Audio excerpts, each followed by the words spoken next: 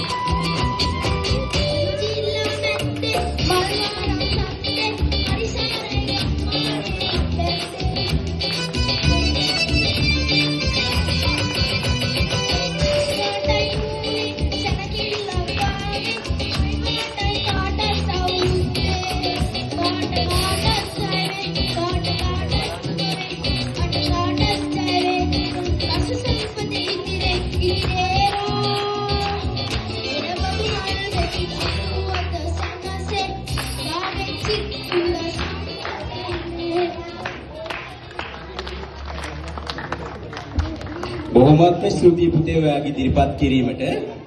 අපි බලමු ඊළඟට කවුද එන අවුරුදු කුමාරයා කියලා. බලමු. එන්න බලන්න පුංචි පුතේ.